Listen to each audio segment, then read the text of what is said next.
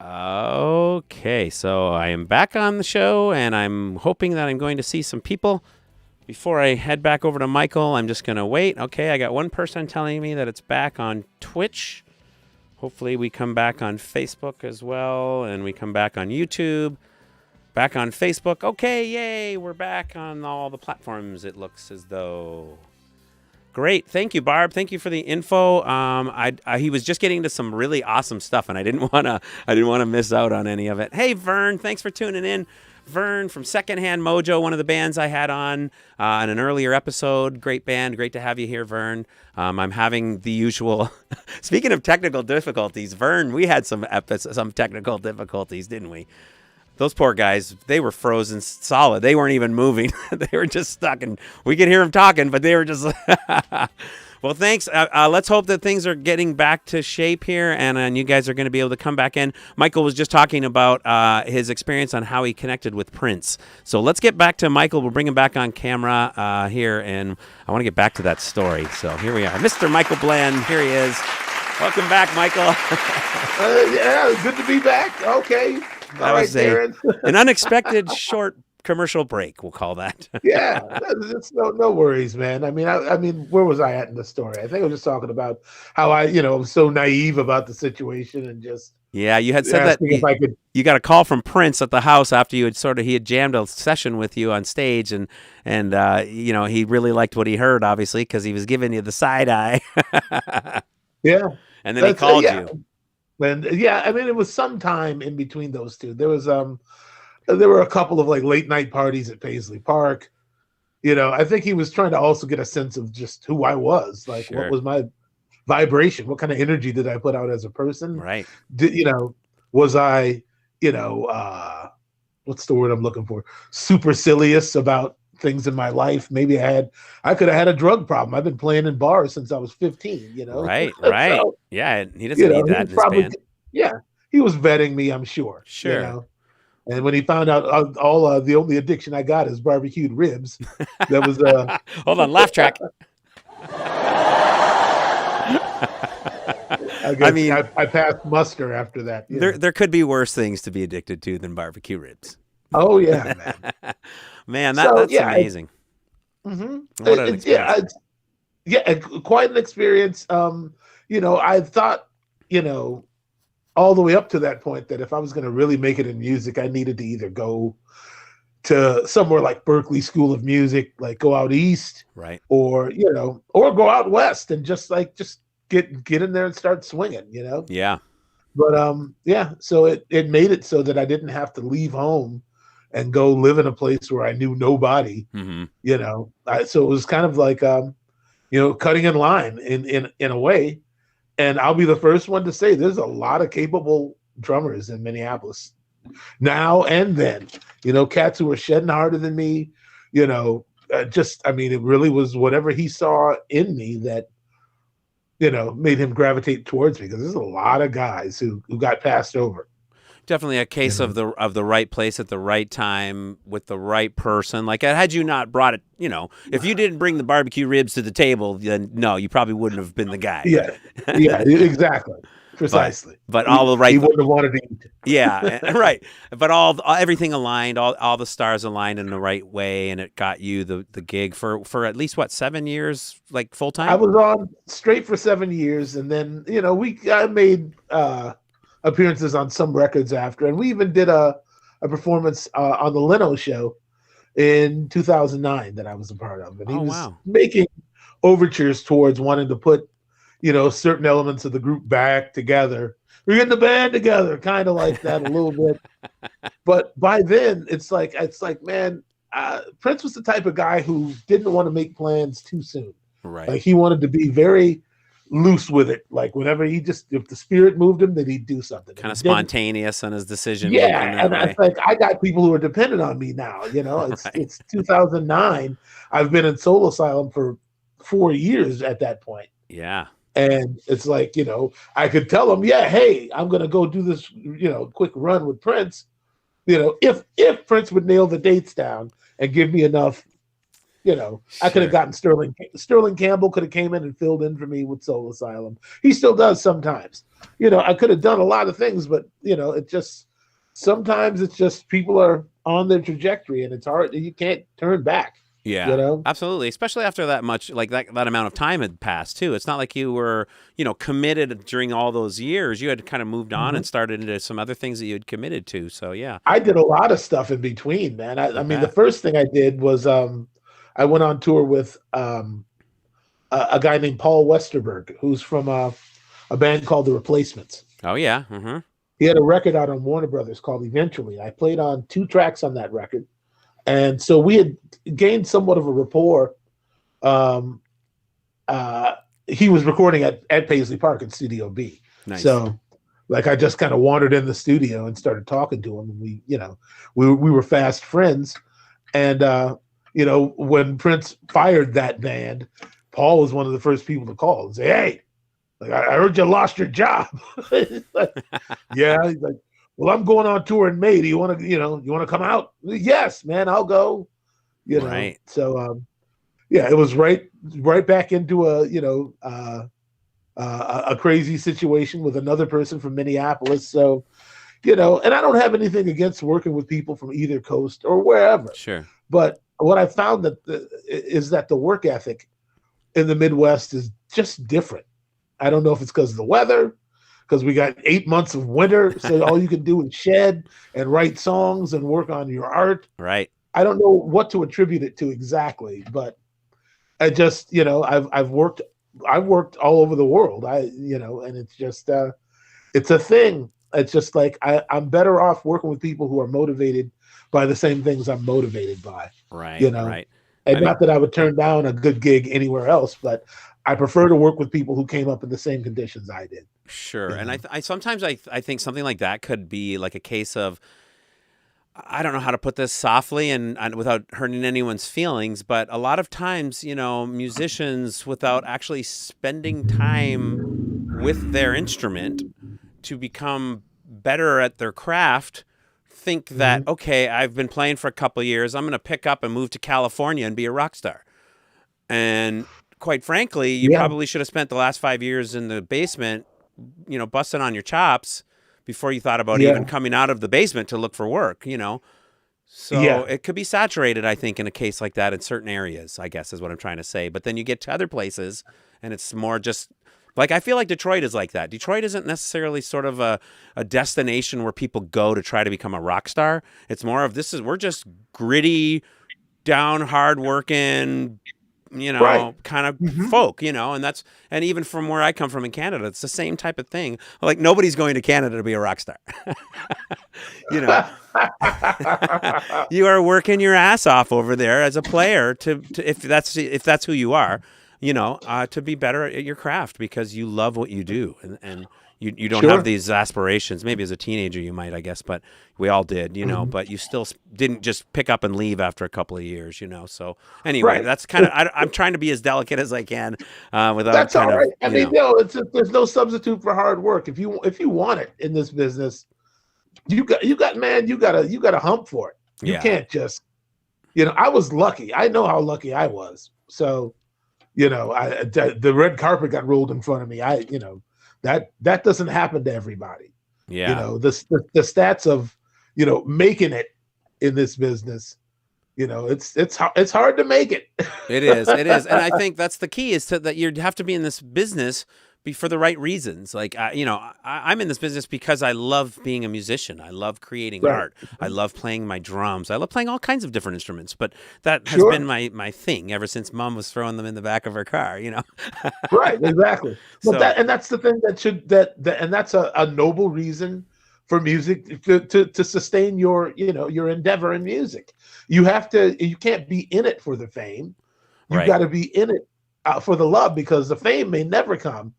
And if you want, any sense of gratification, the only true sense of gratification is from actually doing it. Right. You know, Right. and that's true. even on the road. It's like I used to wonder, like, it's like, well, why did so many musicians got so many problems, so many monkeys on their back? Yeah. But you get on a tour, you're trying to figure out what to do with like 22 hours of your day. Right. And Right. you start, doing whatever. It's not easy. Here comes that It's not monkey. a life.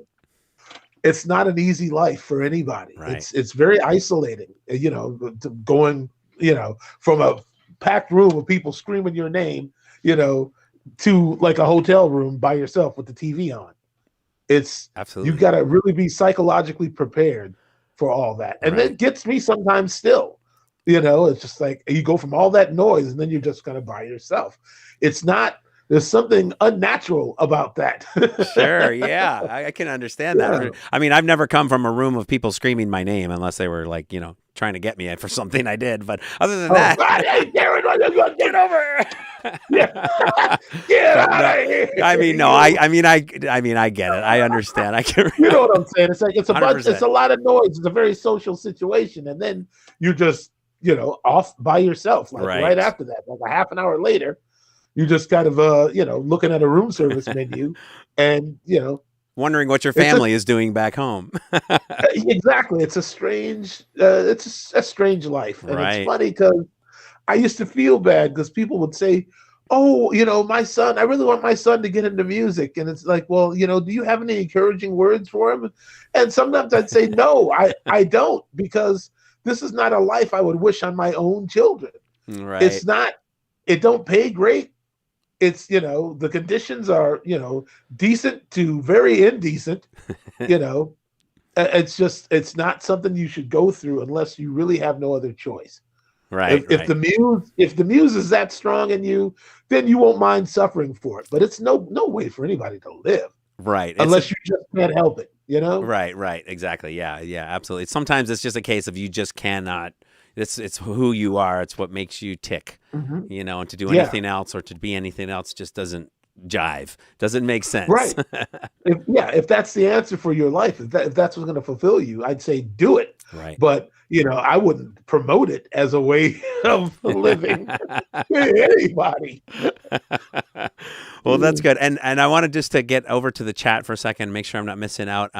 If you could, Sure. Michael, just send a shout out to Barb, who is checking in London, Ontario, Canada. She is my girlfriend, and she is a regular listener, and she helps and does all sorts of wonderful things. So I'm sure she would all love. Right. Hi, Barb. Hey, Barb. How's it going? And Kale McMurrin is over on Facebook. Kale McMurrin saying hello. Hello, Kale. Hello, Kale. Thank you for tuning in. What a career this guy has had. Indeed, right? Absolutely. We're just getting started on it. Kale says, I need to get back to working concerts. Yes, oh, yeah, we all do, don't we? Yeah. Right. Absolutely. Absolutely. Yes, I want to say Happy Mother's Day to all the mothers out there. Michael, what about your mom? What's up with her? Have you had a chance to wish her Happy Mother's Day or say Happy Mother's Day to her today?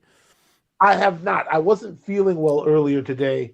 And so my plan was to reach out to her after we finish. Good. This evening. I know we talked a little bit about it. We were surprised, Mom. We were actually going to try to invite the moms onto the show as a quick little "Hi, Mom, Happy Mother's Day," but circumstances beyond our control have led to the fact that we weren't able to do it.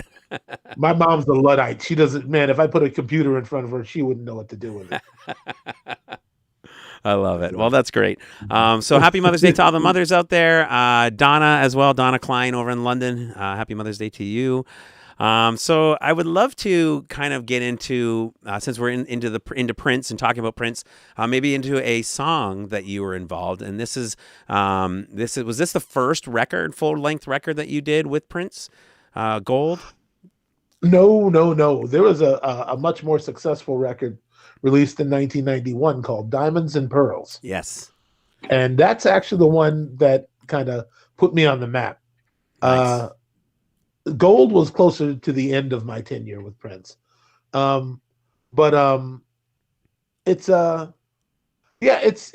was, I think it's my second favorite record that we did together. We did 3 or 4 records in the time that I was in the band. And the Gold experience is one that people slept on because Prince was dealing with a lot of issues with his record company, and he was trying to get out of his contract, and they weren't going to let him. And so, I think a lot of people started to think that. I mean, you know how it is. Sure. You saw how they treated Metallica with, it's that same thing, man, where it's like, oh, I see, oh, you millionaires are, with Napster. Oh, I see, it's four whining millionaires Right, right, about the money that they're losing. It's like, yeah, man, I understand that, and that notion to kind of, grandstand and say, what do I care about some millionaire squabbles with his record company? But you right. don't really understand the inequities that are involved. It's like they Yeah. don't understand, like, you're making pennies on the dollar. Right. You know, It's funny that you say that when you look at, like, you talk about Napster and you think about the streaming services. That was kind of one of the pioneers in that whole streaming music services. Mhm. And you look at Spotify today. I've heard stories, and of course, I could just be hearsay, but stuff about, like, Peter Frampton, for example. Do You Feel? Was Mhm. streamed X amount of times, and like 1 million times on Spotify last year, and he Yeah. made $17.37. Oh, And there you go. the CEO of Spotify is a bazillionaire, on other people's art. Yes. Hmm. So, in my opinion, Napster was kind of, I hate to say it, but this making of the world a much smaller place when the internet came to be. The streaming music thing kind of stopped people from buying albums and looking at the liner Hmm. notes and being excited to open up a record when they brought it home, and all of that kind of started to go away. Now it's instant gratification. Now the art sort of has just taken a novelty effect rather than it being something that people like sort of appreciate, like a fine art on your wall would be. Yeah, people don't appreciate music for what it is. As a matter of fact, music in and of itself is almost valueless now. It's like, unless you As got sad as that something on sounds. a commercial, or like or you happen to stumble, you know, into going viral, or something along those lines. It's like people don't. I mean, there's fair enough. There's a lot of competition for people's attention now. Right, right, You and I come from a time when all you had was TV or music, right. or unmentionables. So, you know, Right, and it's so true. The world was a much yeah, bigger place. mhm.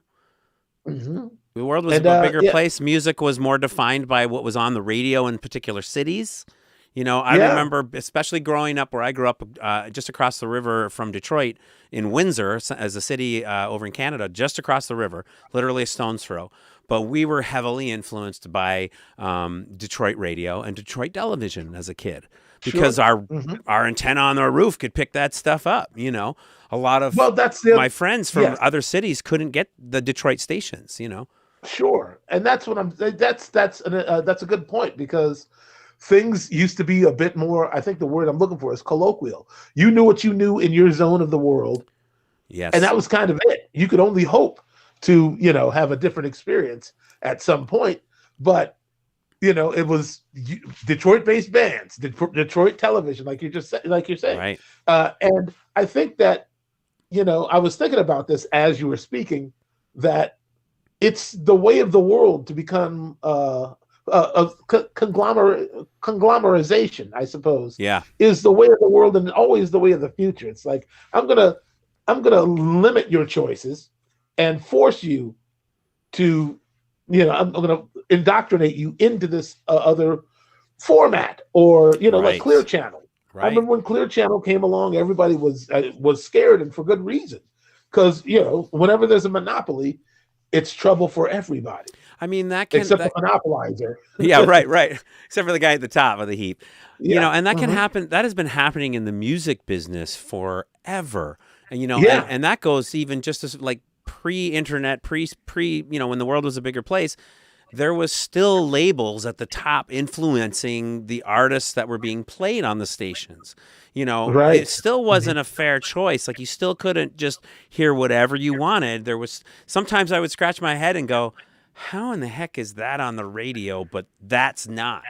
And it was a Right. Hmm. commercial, the guy at the top making these little decisions that, still would have influenced and affect what you would listen to or grow up on, growing up on. So Sure. it's And now always it's been not even a happening. matter of, yeah, the guy at the top is just doing what the larger business model is telling him to do. Right. Exactly. It's Yeah. not even about any music anybody likes. It's just about what they're being told to sell. Yeah. You know? And a lot of it is just that. Is this thing marketable? Can I sell this does it look pretty in a package? You know, sometimes that's what it is. How's the package?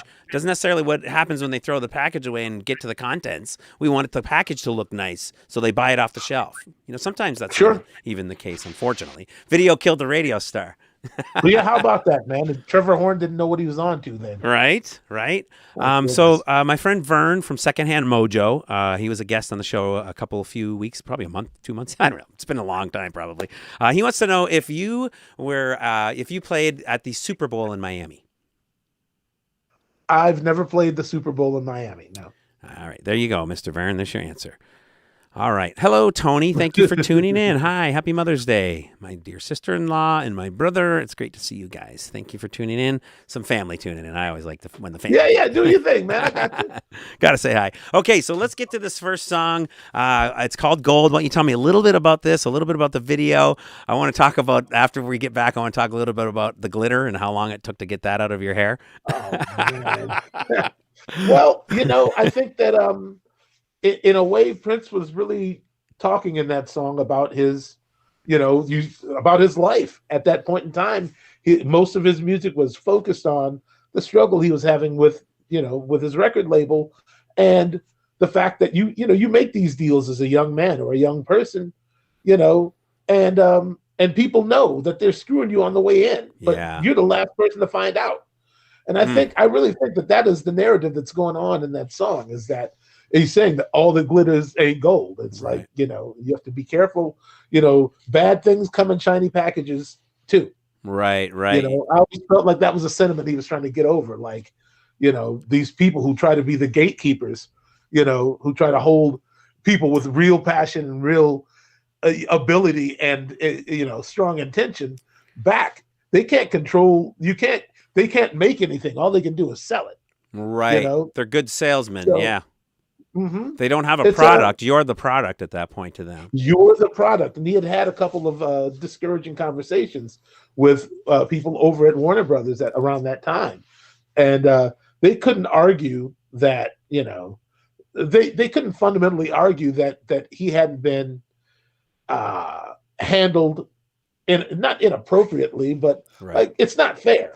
And they do it to everybody, but it's not fair. Well, like you said, as a young man walking into the door to a place like this, these people are like sharks and already know, they're already looking at him like he's, like you said, a product that they can sell. Sure. And he's walking in looking at them like they're saviors and going to help him to become a musician, right. And they know the score and you don't, right. Very sad. And so I think that's what it's kind of about. That's, it's an anthem. It's a catchy number, but right. I think it's kind of like how Steely Dan songs are catchy, but they're about like the darkest stuff ever. Right. There's a lot of a gambling problem, having a heroin problem, and it's just this happy, go back, yeah, do it again. Yeah, you sing it, you don't even know what they're talking about. I love this song. My mom's all like, "Oh my God, it's my favorite song." Mommy's singing about like cocaine and stuff. Exactly. Especially Steely Dan. There's a lot of cocaine with Steely Dan songs. I love it. Yeah, it's a great track. I'm proud of it. It fell together pretty easily, and it's funny because I remember my ex-wife had a job at Paisley Park, and she came down through Studio B when I was recording the song, and she stayed long enough to see the take that ended up, being on the record. Was the keeper. And and it's funny because, she didn't know anything about music, could have cared less what I did, how well I did it. It was just not a factor to her. She was, before we even got married, she was over my stuff. Wow. So, I can relate. That day was okay. All right. But that day she was like, okay, I see why people say what they say about you now. Oh, like, something moved. She had an epiphany. She had an epiphany that, like, not everybody, can do this. Right. I can completely relate with that, though. Except for the epiphany part, I can completely relate. Okay, there's no epiphany in your story. My story didn't have the epiphany. That's funny. Okay, let's get to this song. I'm excited to share this with these guys. This is called Gold. This is from Prince with Michael Bland on the drums. Check it out. The first song of the night. Here we go. Let's get to it.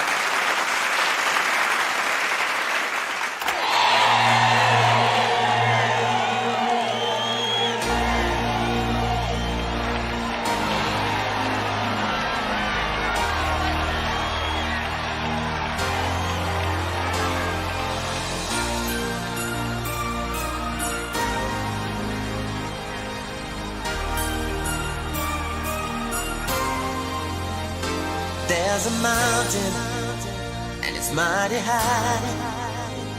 You cannot see the top unless you fly.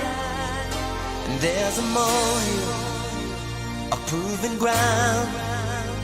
There ain't nowhere to go if you hang around. Everybody wants to sell what's already been sold. Everybody wants to tell what's already been told. What's the use of money if you ain't gonna break the mold? Even at the center of the fire, there is cold. All that glitters ain't gold.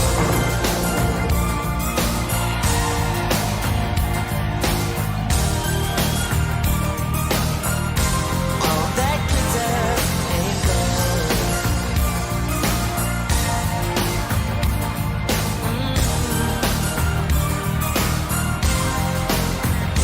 There's an ocean of despair. There are people living there. They're unhappy, and each and every day. But hell is not fashion, so what you trying to say? Everybody wants to sell what's already been sold. Everybody wants to tell what's already been told. What's the use of money if you ain't gonna break the mold? Even at the center of the fire, there is cold.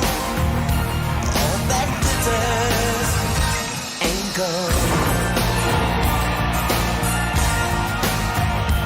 No, no. All that glitters ain't gold. No, no. There's a lady, 99 years old. She led a good life, heaven takes her soul. Now that's a theory, and if you don't wanna know, step aside and make a way for those that want to go. Everybody wants to sell what's already been sold. Everybody wants to tell what's already been told. What's the use of being young if you ain't gonna get old? And at the center of fire, there is cold. All that glitters ain't gold. No, no, no. No, no. All that glitters ain't gold.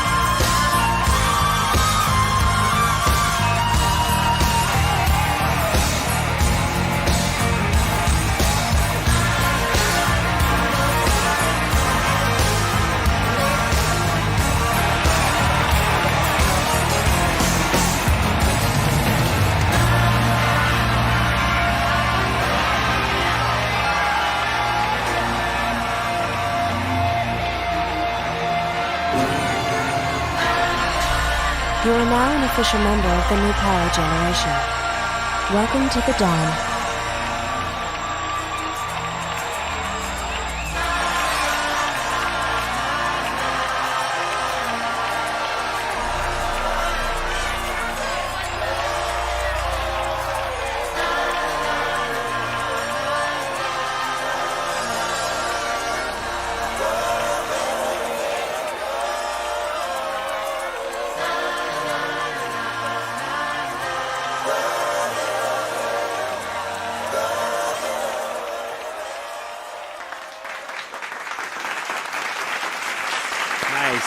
Nice. Great song. Wow. Let me see. Hold on a second. We have, so Barb says, I can't imagine sharing the stage with that man. That's incredible, right?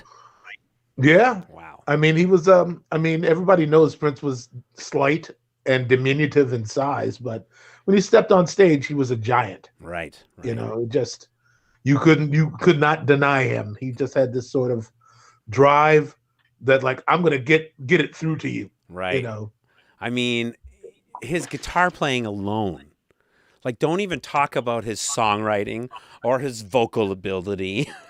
Sure. Just his guitar playing alone, he was a phenomenal guitar player. And do you know what? I don't think he was ever rated in the top 100 guitar players in Rolling Stone magazine.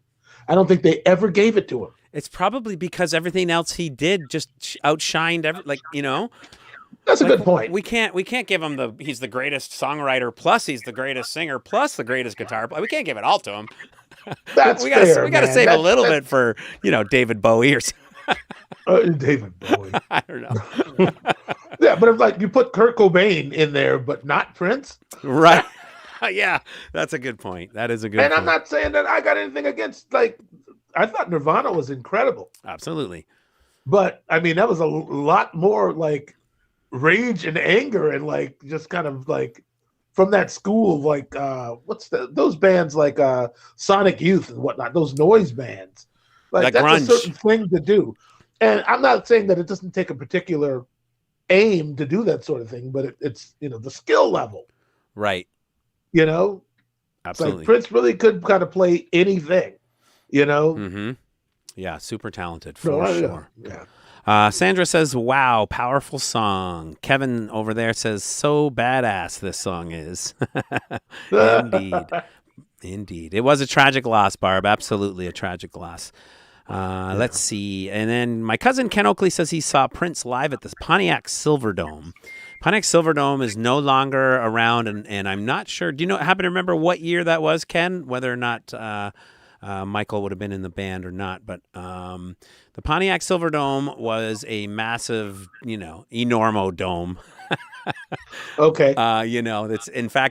It's been demolished as of late. It would have been like one of the earlier venues that I would have been coming to. Like, I remember seeing Pink Floyd years ago there, and just some great shows. But actually, the last thing I ever heard of the Pontiac Silverdome was that it was part of a one of the Transformer movies, the Transformers. It was like it was a scene in there where they were demolished. They were inside of this demolished arena, and it was the Pontiac Silverdome in Detroit. And that's the last thing I know. That's funny. It's weird because when I was working for Prince, he was not that active in the United States. Yeah. We toured Japan, we toured Europe, we toured Australia, but he didn't really spend a lot of. There was a couple times, like in 93 and 94, we went on a proper tour. Right. Yeah, 93 for sure. It was the Act 1 tour and the Act 2 tour. And that was the United States, and then it was Europe and Japan. But so he didn't really get super interested in playing the States till I was out of the band, really. Right. But we used to always like, hey, Prince, are we going to do this and that? They'd have these festival dates and whatnot, and he'd get offers, but he just wasn't into it, And I guess partly also because of what he was just psychologically going through, with the label. Like, it demotivated him in some ways. Sure. Maybe it motivated him. Yeah, I was going to say, maybe it made him kind of like, just decide to say, to heck with the United States. I'm going to go over here where I'm, I don't have to deal with the label crap, and I can do whatever I want over here, in the sense of I'm in a different planet, basically. Yeah, I mean, the story behind the Gold. Yeah, the Gold Experience record was never supposed to be released. That was the thing, is that the whole thing started when he mentioned this record that he was thinking about making in an interview. And Warner Brothers was like, well, this record, where's this record? They kind of sort of badgered him about, like, about his work. And he's like, it's not even a thing yet. I haven't recorded one note. Right. It's something I'm conceiving in my head. And, one statement led to another, and Prince ends up saying, more or less like, so are you trying to tell me that the thoughts I have in my head belong to you? You know, You are the product at that point is how he felt, obviously. exactly. And that's when he started writing slave on his face, and Yeah. like, he kind of snapped. Well, I mean, So I can understand, like, hold on a second. I haven't even created something and you're already taking ownership of it. exactly, Whoa. exactly. So a Wow. lot of people don't know that, and I don't know if he was super comprehensive in his way of explaining what was going on with him at the time. There's Sure. a whole movie about it, actually called Slave Trade. Oh, yeah. And it's about how Prince, basically challenged the music industry and kind of won ultimately. Wow. I didn't So, know that. and I'm in it talking, and Sonny Thompson, Prince's mentor from them back when they were kids. Wow. Sonny also played bass with the New Power Generation. So, That's so it's me and fantastic. Sonny, Alan Leeds, You and several Sonny have people you and Sonny have been a pair, like in a lot of other things outside of Prince. Am I right? Oh yeah. We worked for an Italian artist for many years named Right. Georgia. I remember And, reading that. Yeah. Yeah, I take Sonny wherever we can both go together. Then I have like somebody I know who I can bounce things off of, and he can improve my own ideas to me. Right. Like he's an incredible person, incredible musician. Awesome. Him and Prince learned a lot from Sonny. And he's admitted it even in articles before in Guitar World. They were asking, so who are your major influences? So I thought we heard you say something about Santana one time, and he was like, "Yeah, Santana. Yeah, I got what I could from Santana, but the real dude was Sonny, the guy who plays bass in my band." And they're just like, "Okay, well, they kept trying to kind of get around it, and he was like, "This was the guy. It's like, he was can incredible." it be Carlos? Come on, Carlos is famous. We don't want to Yeah, talk about like they want- Sonny. Exactly, and the reality is that Sonny influenced every black musician from Minneapolis who's made it from that era, from like the 70s era, like Terry Lewis and Jimmy Jam. Like literally Sonny shouldn't have to work for a living at this point. He was so generous with his knowledge and just, teaching cats how to like read music and how to, I mean, he really was without him as an asset in the Minneapolis music scene, a lot of people wouldn't have made it. That's amazing. I remember recently I had watched you on it was a podcast that you were doing a promotional segment for a movie, and we'll talk about the movie in a second. And you were talking about Sonny in there a little bit that I caught. I think I watched for about an hour, and I kind of had to get out and get about my business. But it went long because my co-host he won't let it. I'm like, dude, 10 minutes. That's all we need. It was kind of funny because you were like, it's supposed to be 10 minutes. It's supposed to be 20 minutes. It's supposed to be 40 minutes. Yeah, but it was good. Yes, I did. Yeah, man. Well, you guys you guys got into talking about Sonny a little bit. And I think, I think the conversation was great. I think, you both kind of had some stuff that you wanted to talk about before you got into the show the next day. So it just kind of one thing led to another, and it was really good. And for me, knowing that I was having you on the show and in the near future, I was really interested in kind of stuff that I had never heard about. Like I didn't know who Sonny was. Sure, I know who Carlos Santana is, but I didn't know who Sonny was. I didn't know the influence that he had on the Minneapolis scene and the music, and all the black musicians in that scene, and all these people.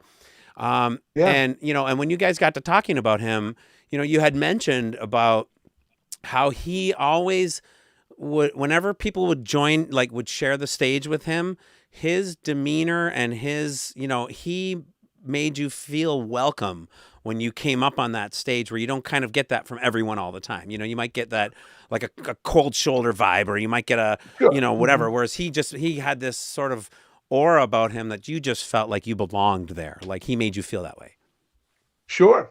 That's awesome. But if you weren't there to bring it, that could turn real quick. Oh, right.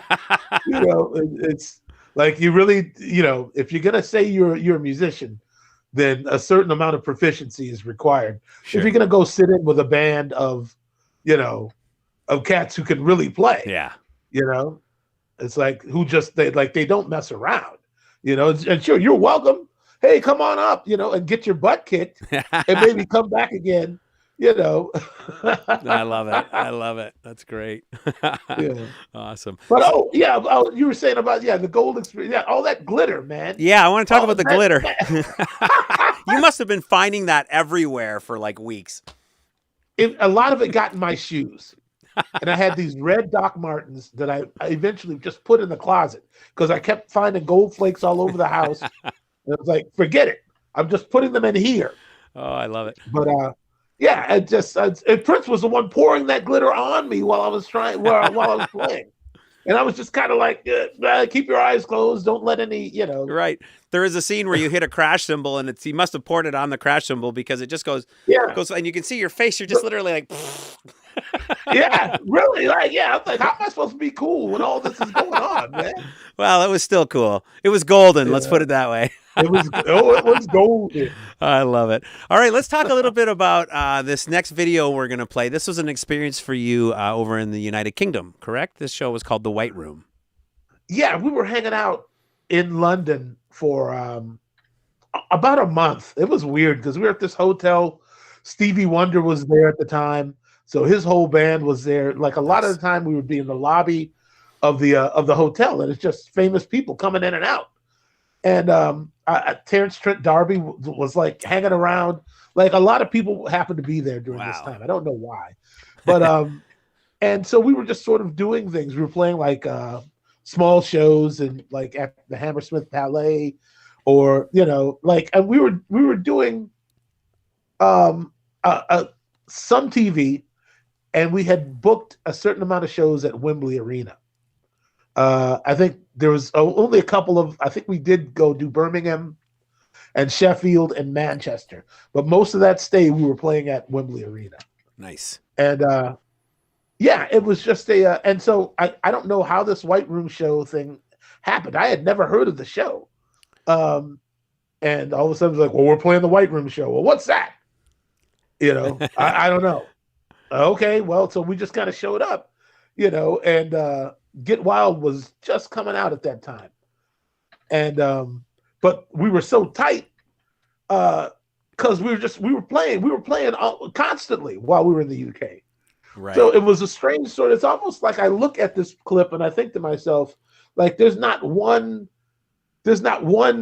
like nervous, nerve on me. We were so, it was like the Manchurian Candidate. It was like walking, yes, kill, Yeah, you guys were like a well-oiled machine at that point together. Yeah, that really was we couldn't have been tighter. Awesome. That was that this particular video shows the NVG at its like highest point. Did you have the mohawk in this video at this point? I don't remember. No, I didn't have the mohawk until later, until I joined Soul Asylum, actually. Oh, really? Oh, I thought there was a picture of you and Prince when you still had a little bit of a... Nah, it was kind of like a mohawk, but it was a little bit more like a sumo wrestler type thing. Oh, yeah, right. It was just like hair on the top, and then, That kind of probably became a trademark for you, I'm betting, the mohawk thing. Not as much as the hats were, because I wore the hats even before that. Right. So you could have said, man, you don't wear the hats still, man. You don't rock them hats. You're like, dude, I got a mohawk. Come on. I went for years trying to get in the limo with these hats on. Trying to get in the limousine with a 2-foot hat on. Oh, first world problems. First world problems. I love it. Well, I'm looking forward to playing this. This is a great song. It's got a great groove. It's got a great vibe. You guys are jamming. The crowd is jamming. And you said the dancer in this was Prince's wife? Yeah, it was his first wife. Yeah, his first wife. Maite came in to the organization for the Diamonds and Pearls tour, actually, which was in 1992. 92.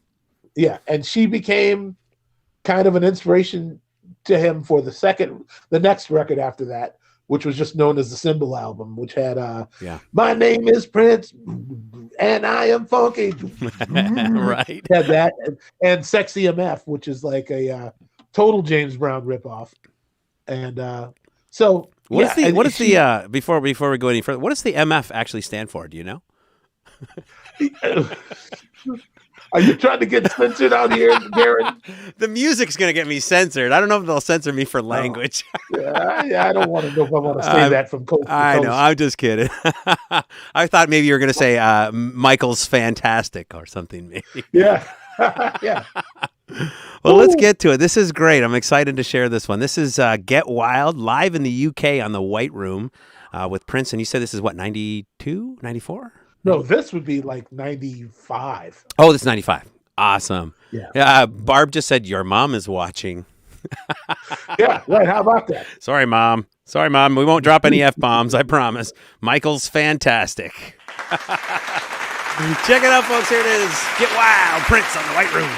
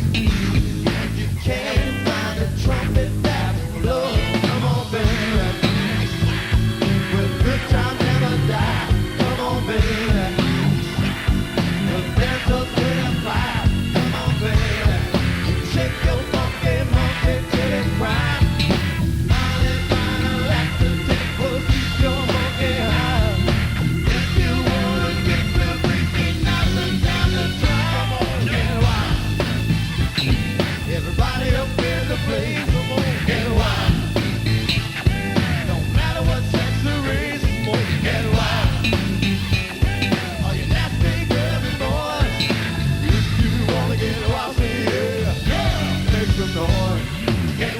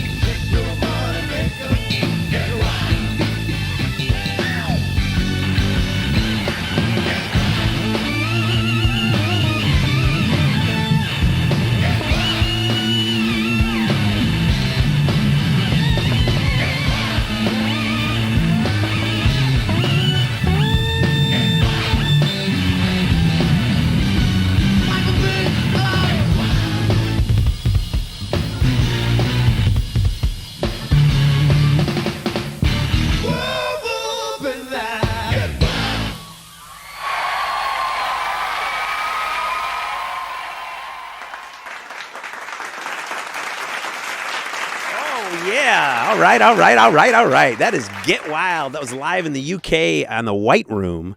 Michael Bland, of course, on the drums. The band holding it down. That was Prince. How cool is that, right? How cool is this show, right? Wow. Holy camole. In case you don't know, over in the chat, you guys might see all them hand claps coming up. all you got to do is put exclamation point and the word clap. And that's how you show some love for the songs in there. All right. And then, of course, I also have set it up so that, and I don't know if that works on all the platforms, but it works on some of the platforms. And I also set it up, too, that we have it's only on Twitch, Barb says. Well, they can still see it in the chat, though. I have the multi-chat going on in the show. So the other one is I put exclamation BATWater, because that's, bands across the water. I've come up with BATWater, and that's another one. So maybe somebody over there can do that as well. Exclamation. The word clap, Kev, not actually a hand clap, but the word clap. And there's the BATWater one, too. Look at all those cute little bats and those little water wave things, huh? See how fancy schmancy I am over here on Bands Across the Water? Speaking of fancy schmancy and cool and Bands Across the Water, have I told you guys what's happening next week? Oh, I hit my yes button. Did it work?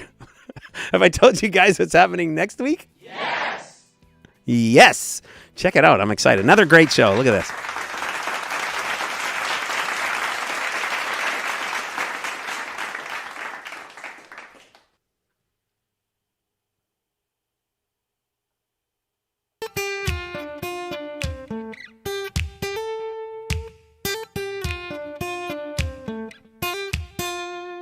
You don't know how you met me, you don't know why you can't turn around and say goodbye. All you know is when I'm with you, I make you free and swim through your veins like a fish in the sea. That's right, you guys. Next week, I got Uncle Cracker joining me on the show. It's going to be a great show. Helps if I unmute the video when I press play. Me and this little Funko dude here in the corner are going to jam out with some Uncle Cracker next week. I'm excited. It's going to be a good show. Bands Across the Water, Sunday at 7 p.m. next week. Join me. I'm not sure if we're going to do it live from the studio, if we're going to do it live from his house, or where we're going to do it. We've been talking about how we're going to do it. We just haven't figured out exactly how we're going to do it yet. But it's going to be another great show. Come back next week. Bands Across the Water. Follow me, everything is alright. I'll be the one to tuck you in at night. And if you want to leave, I can guarantee you won't find nobody else like me.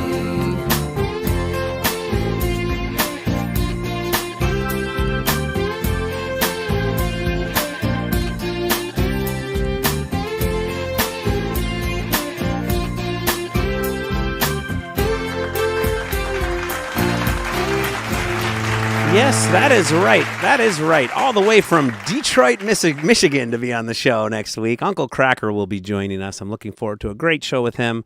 Lots of cool stuff to share, lots of cool content, and lots of great music. So we've already been discussing some of the things we're going to talk about, and it looks like we're in store for another fun one. So be sure to join me next week. Thank you for your supporting the show. Of course, you guys, I appreciate you all for being here. And then, of course, you can find me on all 3 platforms if I can stay up on all 3 platforms. And I love that you guys are here. I appreciate your stuff in the chat, your comments in the chat.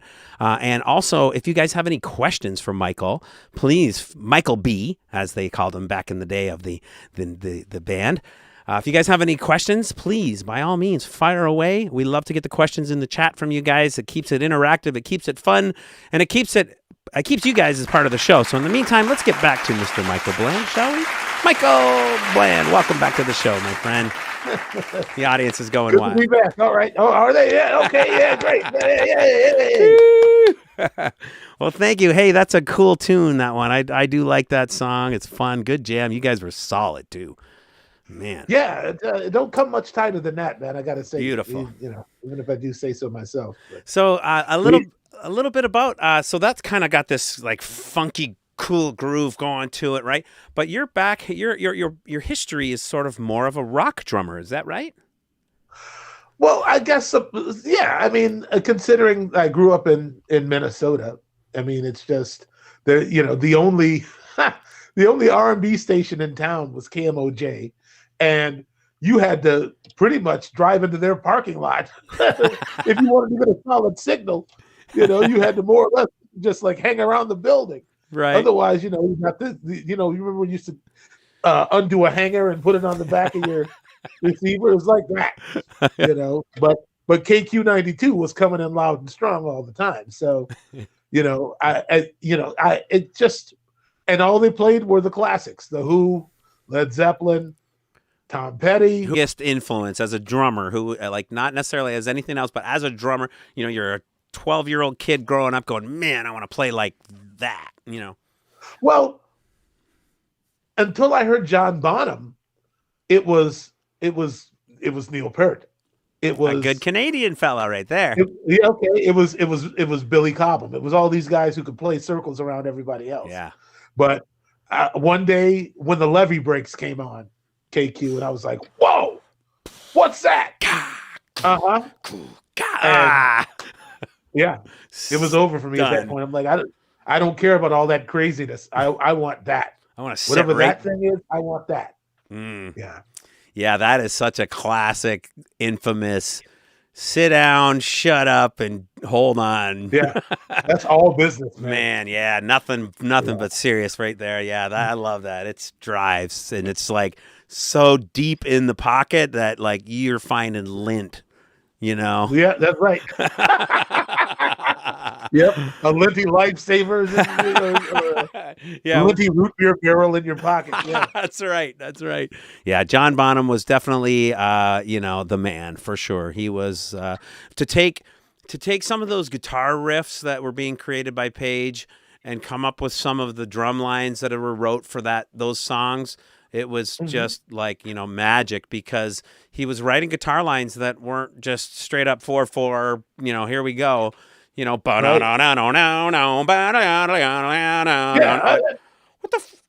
how do I put it? Okay, boom tap, boom tap. Hold on, wait. Let me get that again.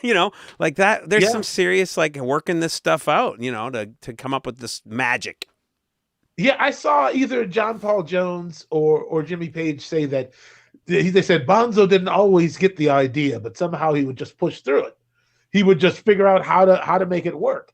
He didn't necessarily understand some of that stuff that he was forced to play, but he just threw himself into it. That's amazing. That's amazing. And he wrote some iconic. I get it. I'm like, I can't count Black Dog to this day. All right. I don't know what's going on there. Right. And the intro to like rock and roll, I was like, what is going on here? Yes. It's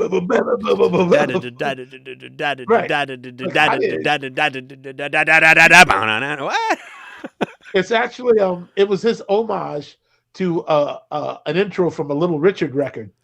I think it was keep on knocking, but you can't come in. Do, do, do, do. And Earl Palmer said, it's some sort of like crazy New Orleans type of like it's cool, right? Yeah. It's cool, but it was like I don't know how old I was before I finally could count it right. Right. It's like and the one and the two and one. Got it. Yeah.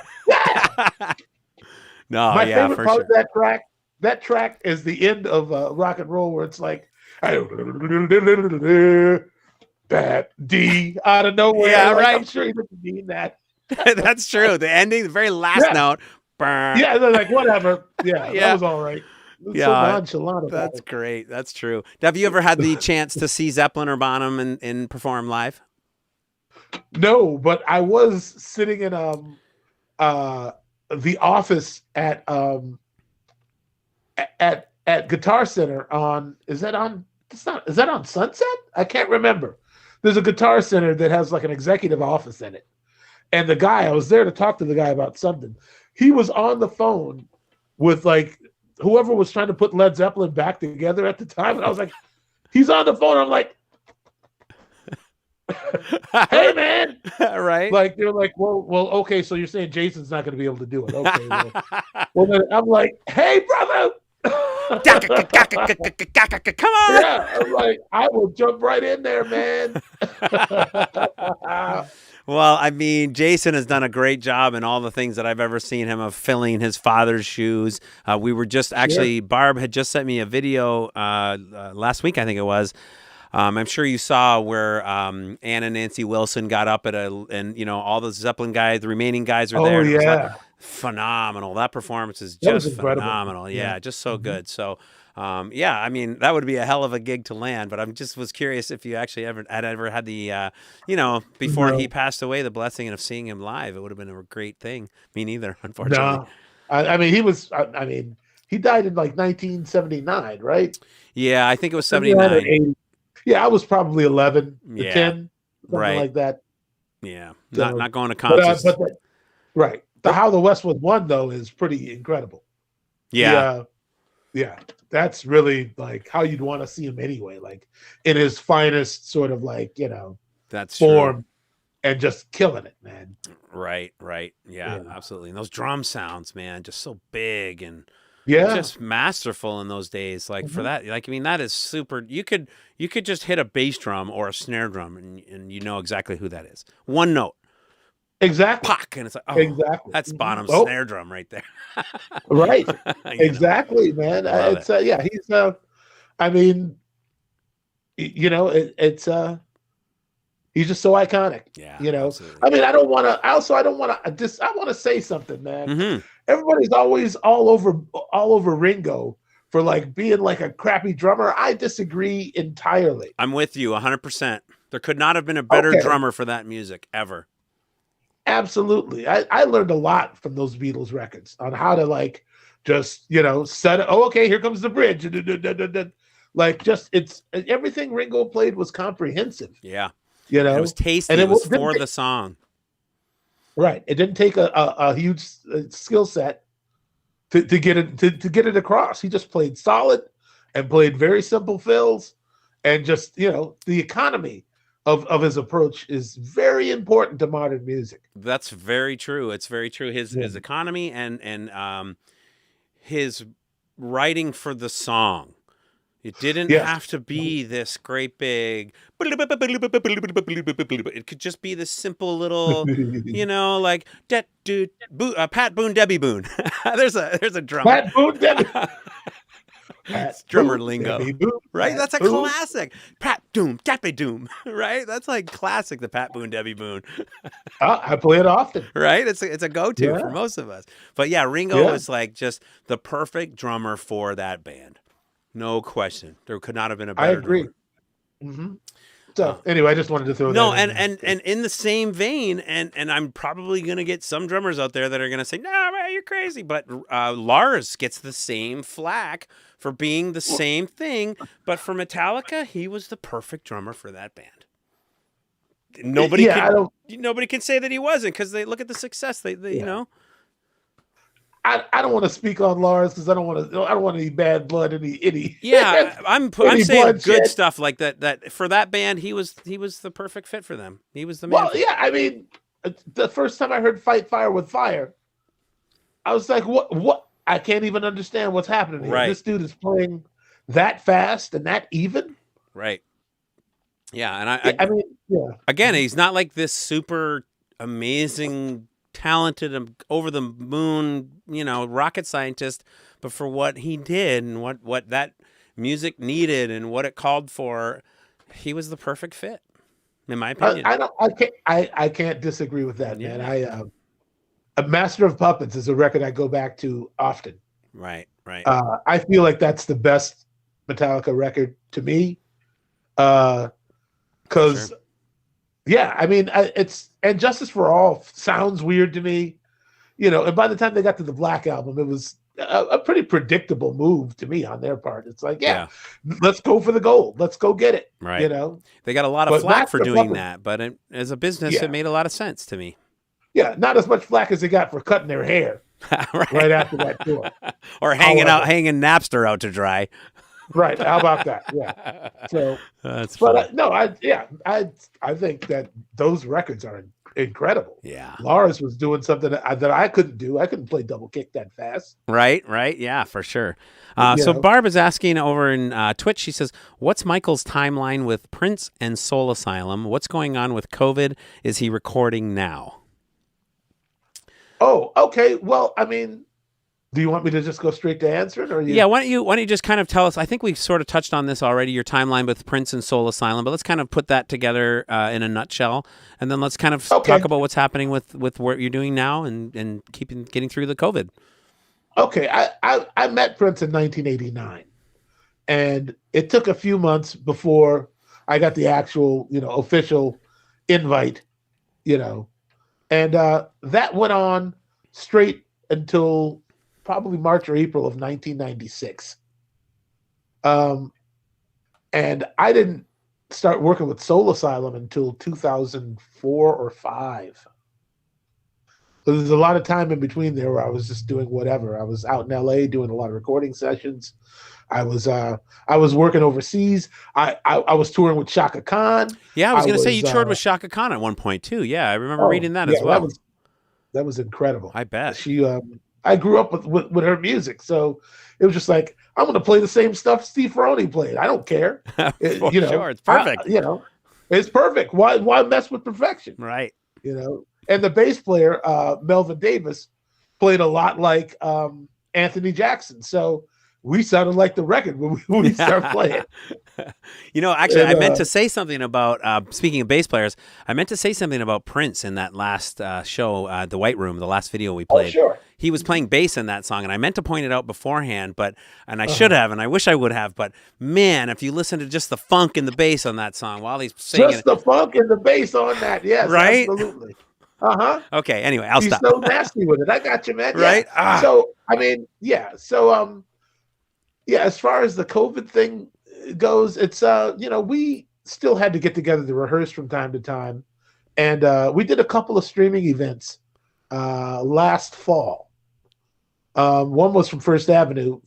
We usually do a holiday show at First Avenue and normally sell the place out. Right. But because of COVID, there were restrictions that meant we had to perform without an audience.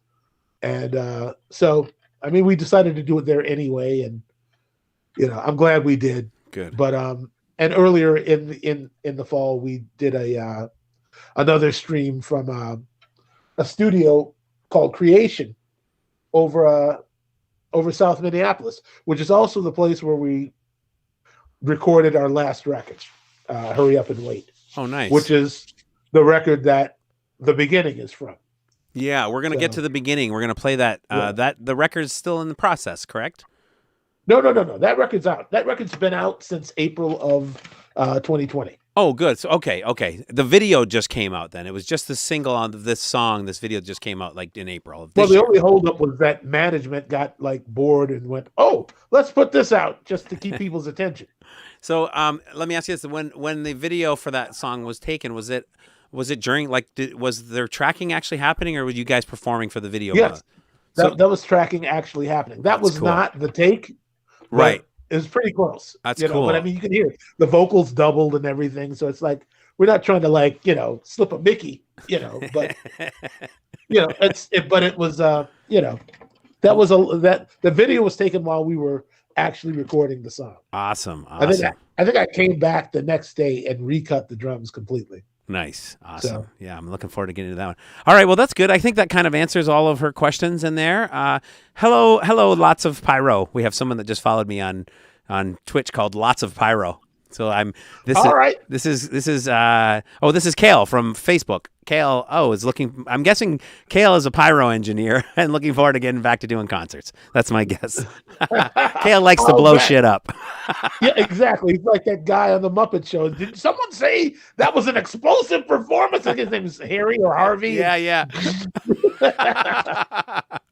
I love it. Well, thanks for getting over to Twitch and following over there. Let's see. Okay, so let's get into some Soul Asylum music now. I'm excited for this. I'm going right from one live performance in the United Kingdom to another live performance in the United States. Oh, sure. And this one is on a television show. So why don't you tell us a little bit about this, and we'll get into this song. The song is Stand Up and Be Strong. And one of the things I mentioned to you while we were before the show, how I really love not just Dave's energy on stage, his vibe that he gives off. I love the he has this happy, great sort of approachable personality that he gives off. But on top of all that, I really love that the lyrics, the message of most of the Soul Asylum songs is a positive one. It tends to, and that's what, to me, I mean, that really draws me in almost every time. So stand up and be strong. Dave probably thought to himself at some point, it's too easy to just be mad. It's like everybody's upset, especially he grew up in that, like, in a local sort of punk scene. Yeah. Like everybody was mad. And I think he thought to himself, nah, I'm going to be different. And right. A lot of his songs deal with isolation. They deal with being disenfranchised. Right.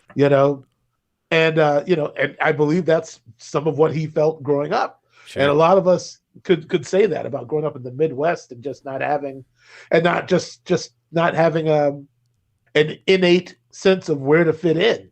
Right. Right. And so I think it's relatable fodder. That's kind of where Dave comes from, but not in a way where it's this sort of depressing revelation that you have about your life. It's like, for instance, Somebody to Shove.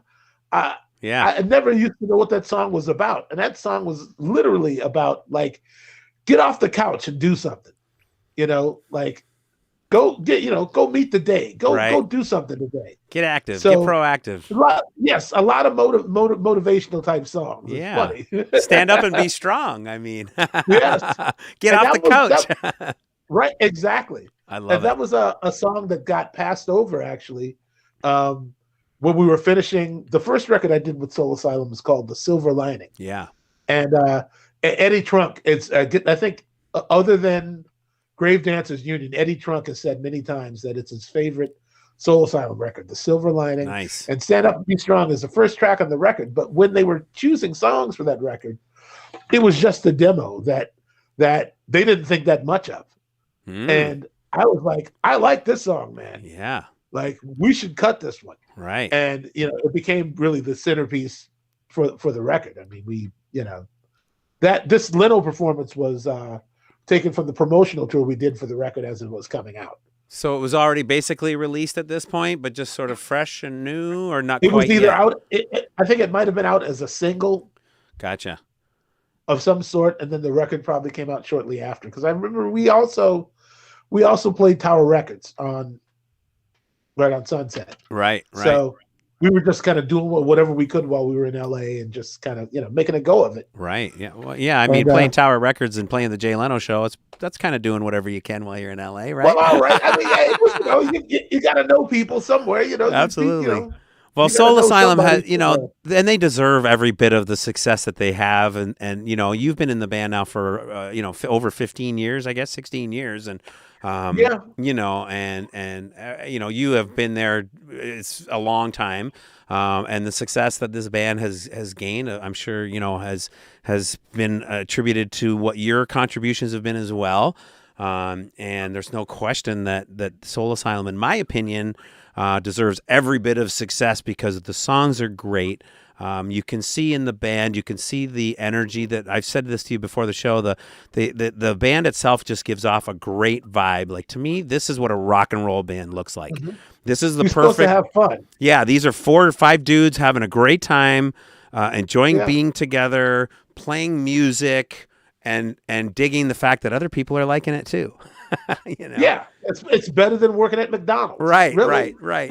Yeah. And Dave, just, all of you guys in the show, in this particular video, give off that same energy, that same vibe. And for me, especially watching this back, Dave, he just kind of gives off this friendly, approachable. You can't help but love the band, through just watching you guys, the way you're vibing out on stage. It's great. I love it. Many random people have had conversations with Dave Pirner at the airport bar or near the magazines. Like, he'll talk to anybody. I love it. He really, he's a wide open channel for human interaction. Yeah, so he seems very approachable from what I've seen. Yeah. I love it. Yeah, he's a good guy. He's a good guy. Right on. Well, this is Stand Up and Be Strong from Soul Asylum in 2004 or 6? This would be 2006. 6, yeah. 2006 on the Jay Leno Show. This is awesome. Check it out, you guys. Great song. Love it. And this is live right in the studio. Listen to this drum kit.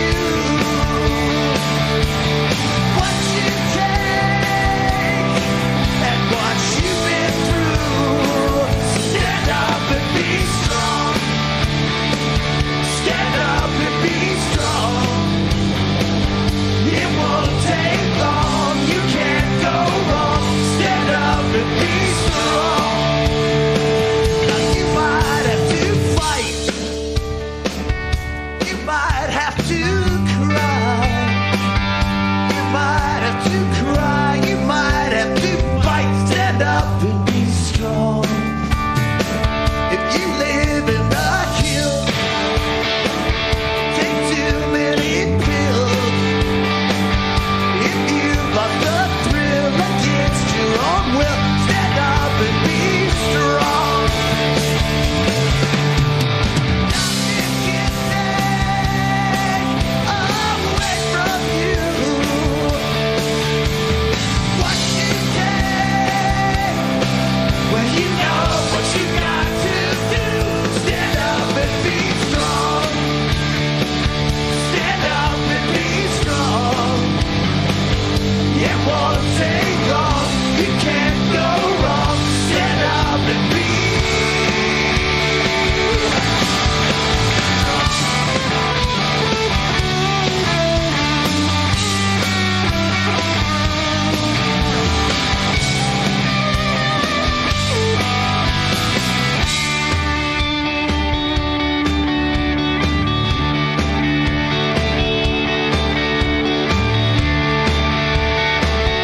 You get depressed when you get undressed. If your life's a mess, remember you're blessed. Stand up and be. Stand up and be. Stand up and be strong. Stand up and be strong. It won't take long. You can't go wrong. Stand up and be strong. Stand up and be strong. Stand up and be strong. Stand up and be strong. It won't take long. You can't go wrong. Stand up and be. Yeah.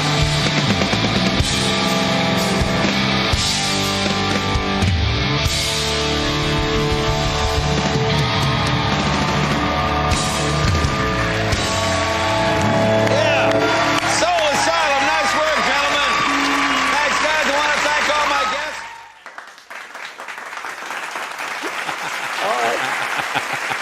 I can't help it, Michael. I can't help it. It gets me sometimes. Hey, yeah, I get it, man. I understand. I don't know how to bring it. That's just how it. We're discussing on the break there. We were discussing his fill at the end of that song.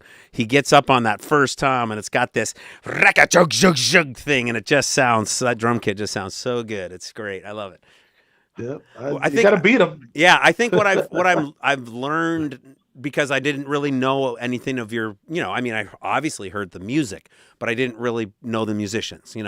And getting to Sure. know you and seeing more of your style and how you play. Yeah, you're a pocket player. You're a heavy hitter. You tell the drums what to do. I can see that in your playing, and I can't help but I'm a heavy hitter too. I tell you what's funny, man. I did a session on a Pearl export kit one time, and it just sounded like me. Right. That's right. Those particle board shells and whatnot. It's still, I tuned the thing and I kind of did my thing to them, and you couldn't tell. It's really, I think that your sound is kind of like your face. It's true. You know what I mean? Absolutely. It's like I've seen guitar players in Guitar Center go from axe to axe, and they sound the same no matter what axe they pick up. It's a weird thing. 'Cause I've heard the same thing about from someone about Alex Van Halen and his snare drum. It doesn't matter what snare drum he's hitting, he gets that sound. Yeah, it's a thing. I don't know if it's an intuition, but it's like your ear is drawn to certain things when you're dealing with the arts. You're after something, Right. and I think that, I think you can't. Your personality and your face are two things that are irrepressible about you. Yes. And I think they really come through the instrument you're playing. Absolutely. Absolutely. For sure. Kevin just Kevin says, you're going to get flagged for all of this music. Yeah, Soul Asylum ain't going to flag you, man. No, they won't, but the record company will. And I'll just go back and say, hey, I had the right to play it. I got the permission from the artist. Michael, you got to have my back. Oh yeah, I'll tell him. Oh yeah, I told him it was cool. It's That's not right. cool. Oh, okay, I didn't know it wasn't cool. What do you mean it's not cool? I'm the artist. I gave him permission. Yeah. Whatever. And then he also went on to say that I am a super heavy hitter, Dern. We were talking about Dern. Dern. He says, you are a super heavy hitter, Dern. Yeah, you gotta smack him, man. You gotta push that sound out of him. Welcome You to know? the Howard Dern Show, Michael. All right, let's get into this next one that I can get banned. I want to be Baba Booey. Am I Baba Booey? Yeah. So the next song that's going to get muted on the show tonight is another great Soul Asylum song. Why don't you tell me about this one? The video's cool too. I kind of used this one as a teaser through the week to kind of tell people who was on the show. So tell me about this one. It's a good video. It Supersonic. is. Yeah. Yeah, Supersonic was Great song too. Well, Perner has just got he's got a million of them. He's a hit machine, You know? huh? He's a hit machine. It's just it's rock is a different sort of creature in this day and age. That is you know? true. That is true. And the music business in general. Otherwise, I think there'd be a lot more success and exposure.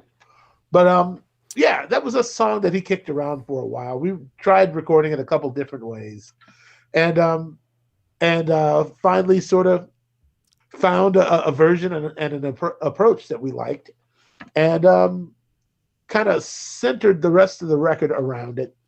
It was an early track from Change of Fortune, which was released in 2016. Was that the second no, the third album that you did with Soul Asylum?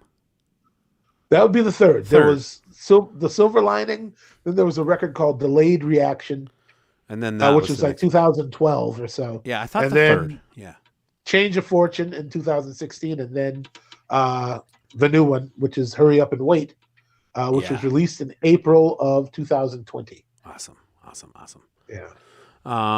What's your favorite song to play? What's your favorite Soul Asylum song to play? Oh man, I like the songs where there's space. I like playing all of it, but I know it's a hard question to answer. I get it for sure. It's just like Dave is a remarkable sort of like he's a remarkable writer, man. Mm-hmm. And I don't always like the punk aesthetic. Can often feel like hurried and frenetic. You know what I mean? Like it's like, and there's a lot of that through the show because that's what a lot of the old school fans want. Yeah. We go back to like the early records on A&M or even Twin Tone, the local label that put out the early Replacements records and Husker Du and Soul Asylum. Even those, we go all the way back in the catalog. Right. The band at any given time could probably play any 50 songs. Like we probably have 50 that we could probably play with, some degree of difficulty, but sure, like it could happen. Right. It wouldn't be hard to get it. You could bring it if you needed to. It just might not be as polished as some of the others. That's all. Right.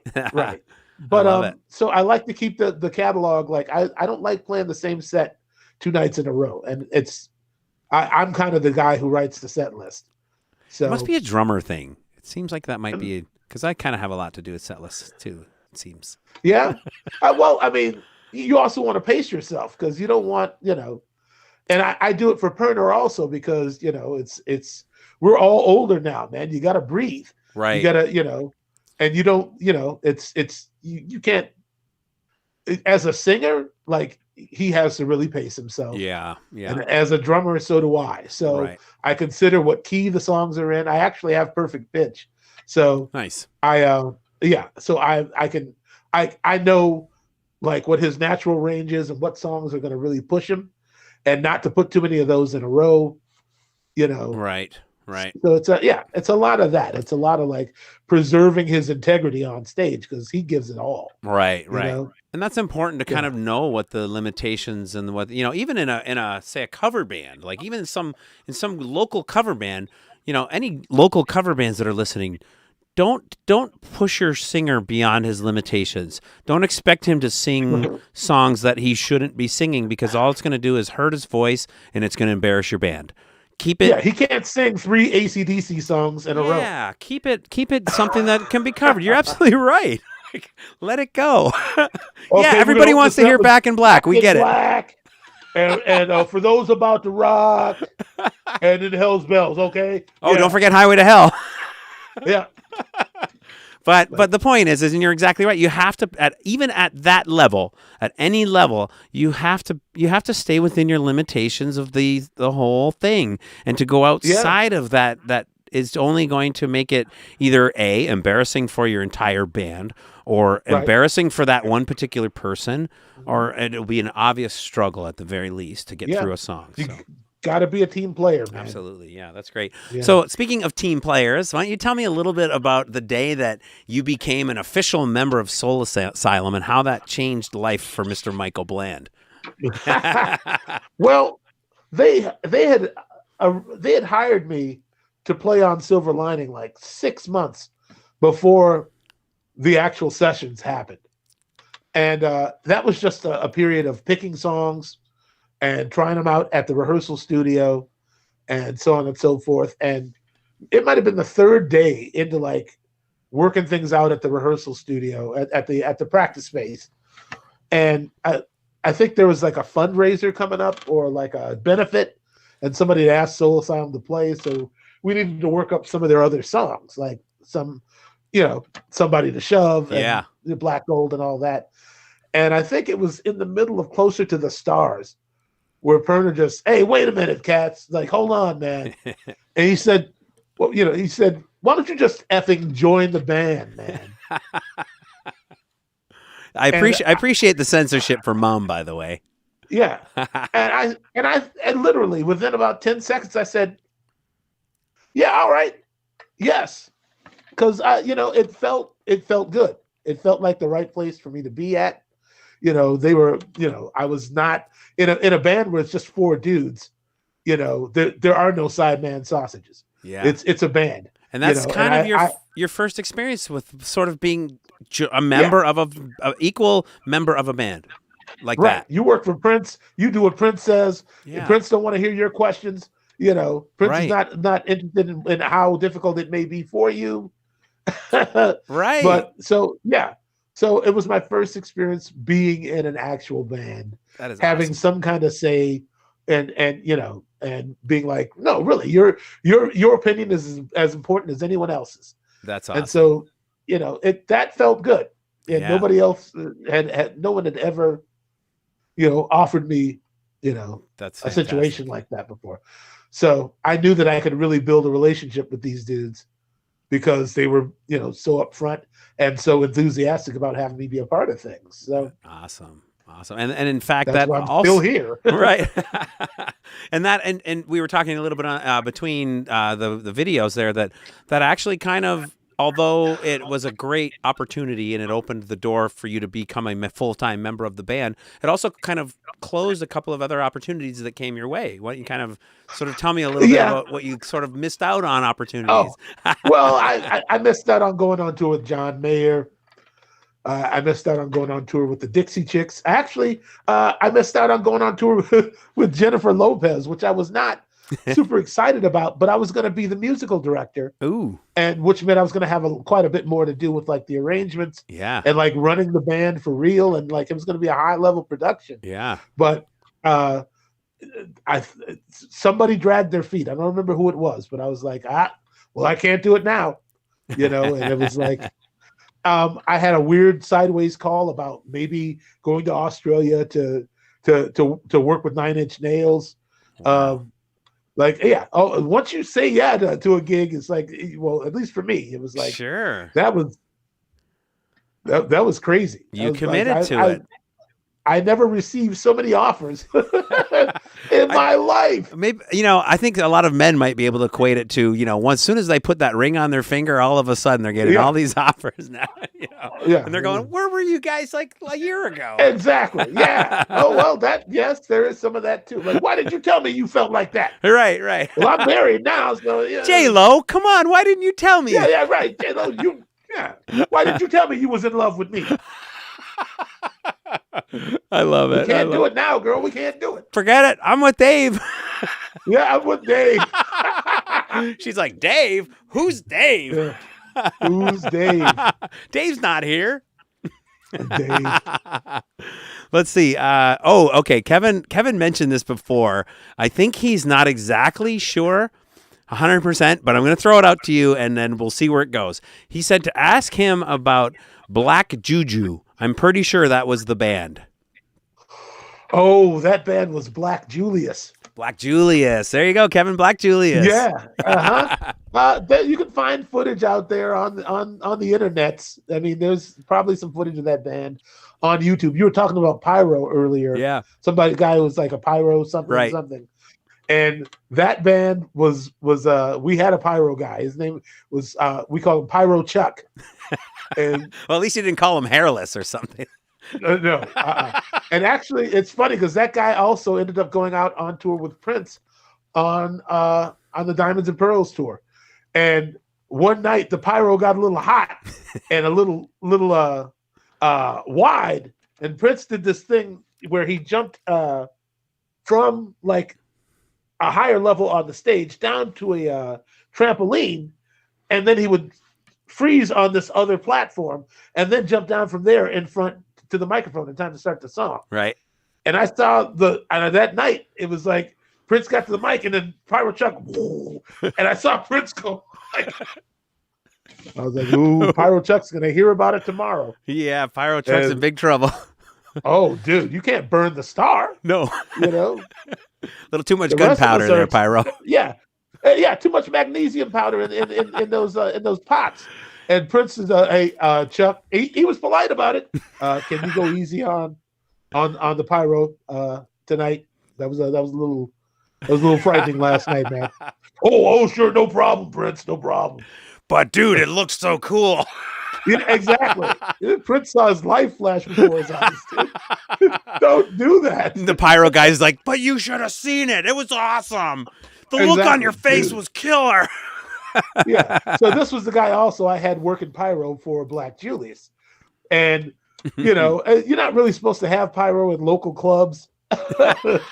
And one gig we did, like the fire alarm went off and the fire department came and everything. And we stopped using pyro after that. But that was a rock band. That was it was just me and three friends of mine. And how would I explain it? It was somewhere between, like, you ever heard of a band called Mother's Finest? I wouldn't be surprised if you did. No, I haven't. No. There's a band called Mother's Finest that's from Atlanta, Georgia. And they were like the hardest, like they called their music funk and roll. Ah, cool. So it's like this, it's like there's like some black people in the band, some white people in the band. The drummer's name was BB Queen. I love it. was bad, dude. I bet. Go back and check this band out. I mean, with a name like that, you better be bad, right? That's the hardest, like, funky rock and roll band I've ever seen. Awesome. I'm going to check them out. Say the name again? Or heard. Mother's Finest. And we kind of predicated our sound on this band, which, like, the bass player was basically the leader. And he just, like, the bass lines were so prominent. Love it. And it just, I mean, just listen to, they have a record called Another Mother Further. And they used to do, to a certain degree, they did like covers of like rock songs, like Magic Carpet Ride. Oh, wow. And they actually did like a mashup of Mickey's Monkey by Chubby Checker. Chubby Checker. And like Mickey's Monkey meets Custard Pie. Oh, wow. It's pretty hardcore, man. Little monkey pie. Little monkey pie. Yeah.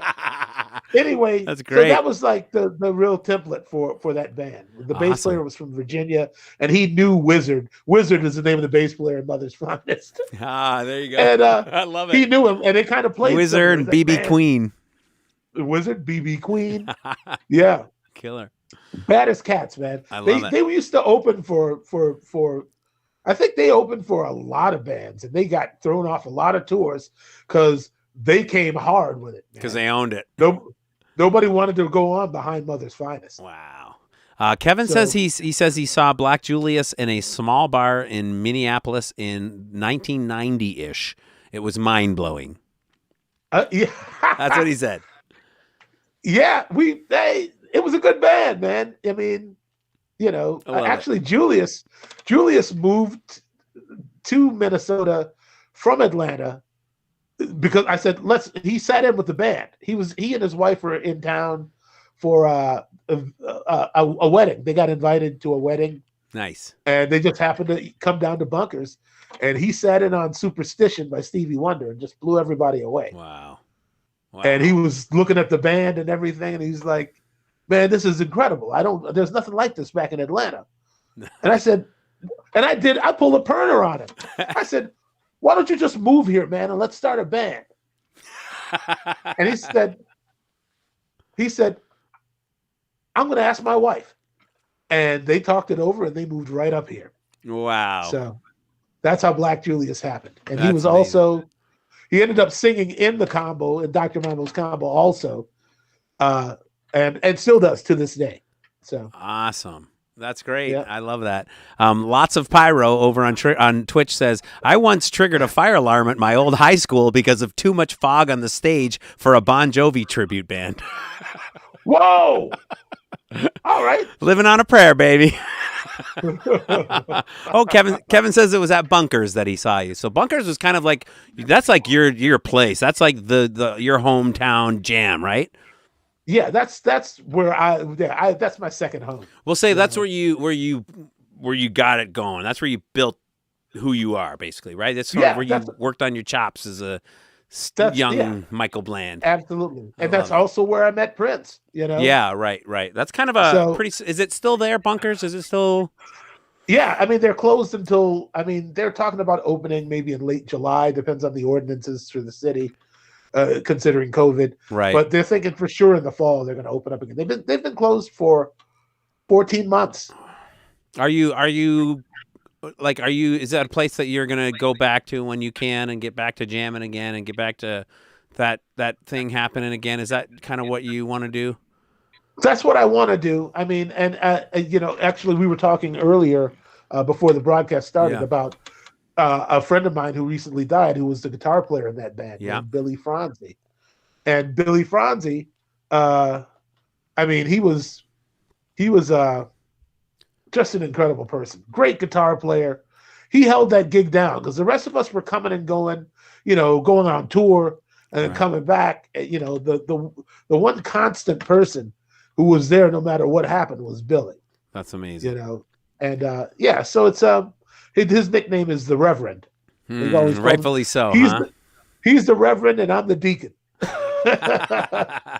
Well, I really do, for nostalgia's sake, if nothing else, I sure hope that I can get to Minneapolis one of these days, and I'd love to come to Bunkers and hang out and just watch you guys jam. That would be really awesome for me, and especially since I knew nothing of it before all of this started, and now I feel like I want to go there. It's a bit of a musician's mecca. Right. I'll tell you what the genius of it was. I think that's why I want to go so bad.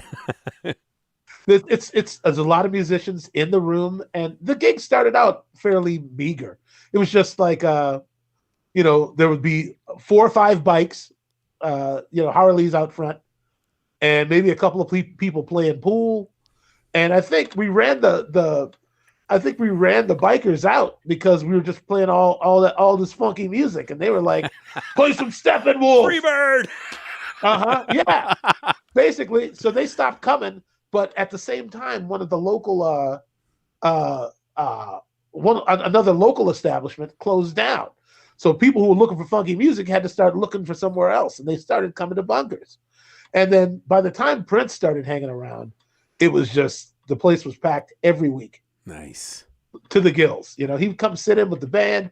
Sometimes he'd just come and hang out, Amazing. They had a table for him in the corner where he could just be kind of, back there checking the band out. He'd bring guests with him sometimes. I think he brought Sheila E. with him once or twice. Wow. Dougie Fresh came with him once or twice, Oh, man. Various, extremely attractive women from different parts of the world. Like, yeah, I'm going to show you where the action is at, girl. Let's go to Bunkers. Go down to Bunkers. Let's go to Bunkers. I love it. Yeah, no, I would love to go there. I'd love to meet you in person, and just kind of experience sort of who you, where you came from, as a drummer, as a musician, it would be awesome but then also the connection now with, you, I would love to actually just kind of be part of that experience. I think it would be really amazing. Sure, man. I'm sorry. I was going to say they made the band play on a Monday night because they didn't really have any other nights open. So that's what happened is that at least in Minnesota, most music doesn't happen on Monday night. Right. It was the only gig in town. If you wanted to go see a live band, more or less, you had to go in Minneapolis. You had to go to Bunkers.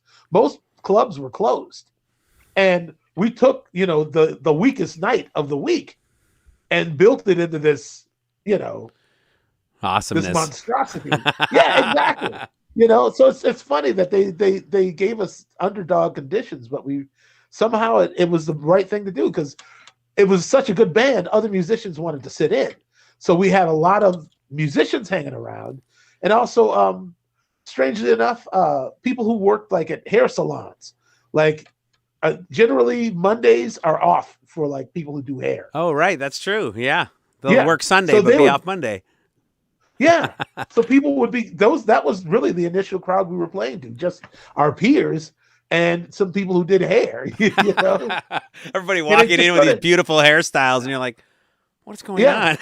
Looking all stylish. It's like it's a Monday night. Why do they look so clean and put together? Look at that hairdo. Like you'd have to do that. Like take you 3 hours to do that. What in the world? Exactly. Yeah. That's funny. But and then it's been it developed into a very interesting melting pot. I mean, I love that. People from all walks of life. It's like there's black people, white people, Latinos.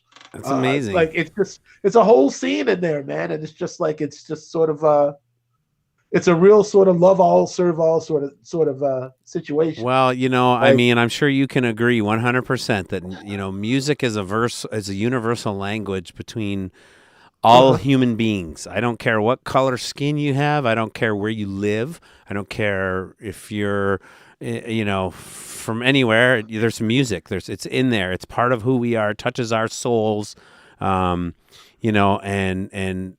that supersedes everything else for me anyway. Me too. You walk into a room full of musicians. I don't give a crap what color your skin is. We're rocking. Yeah, we're jamming. We're gonna feel this shit. Absolutely. So Barb has informed me one more time that Facebook, she believes, has gone down.